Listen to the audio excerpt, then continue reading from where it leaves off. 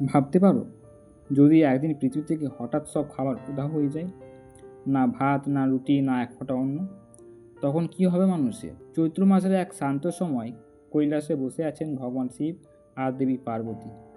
শিব চির বৈরাগী, সব কিছুর ঊর্ধ্বে। একদিন ধ্যানের মধ্যে তিনি বললেন, এই জগৎ, এই অন্ন, সবই তো ক্ষণিক, সবই তো মায়া। এই কথা শুনে চারপাশ নিস্তব্ধ হয়ে গেল। দেবী পার্বতী চুপ থাকলেন, কিন্তু মনে প্রশ্ন জাগল, যদি অন্নই মায়া হয়, তাহলে মানুষ বাঁচবে কি দিয়ে? কারণ অন্ন মানে শুধু খাবার নয়, অন্ন মানে জীবন, শক্তি, বেঁচে থাকার ভিত্তি। এই সত্য প্রমাণ করার জন্য দেবী এক সিদ্ধান্ত নিলেন।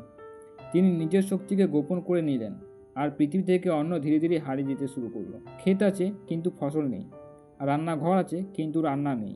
মানুষের চোখে ক্ষুধা, মুখে হতাশা, চারিদিকে যেন অদৃশ্য শূন্যতা। এমনকি মহাদেব নিজেও অনুভব করলেন সেই অভাব। তিনি ভিক্ষার পাত্র নিয়ে বেরোলেন, দুয়ারে দুয়ারে গেলেন, কিন্তু কোথাও একটু অন্ন পেলেন না। শেষে তিনি পৌঁছলেন কাশিতে। সেখানে তিনি দেখলেন এক অপূর্ব দেবী বসে আছেন, হাতে অন্ন ভরা পাত্র, চারিদিকে সুগন্ধ, শান্তি, তৃপ্তি। তিনি সকলকে অন্ন দিচ্ছেন ভালোবাসা দিয়ে। শিব বুঝতে পারলেন, এই রূপ, এই ভক্তি, এ তো দেবী পার্বতী। শিব নম্র হয়ে সামনে গেলেন, ভিক্ষার জন্য হাত বাড়ালেন, আর মা নিজে হাতেই তাকে অন্ন দিলেন।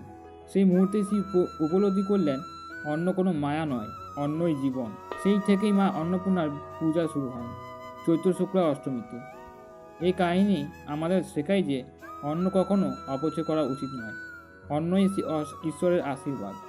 অন্নদান সবচেয়ে বড় দান, কারণ এক মুঠো অন্নই আমাদের বাঁচিয়ে রাখে। জয় মা অন্নপূর্ণা। ভিডিওটি ভালো লাগলে ভিডিওটিতে লাইক দিয়ে চ্যানেলটিকে সাবস্ক্রাইব করে রাখবেন এই ধরনের ভিডিও পাওয়ার জন্য।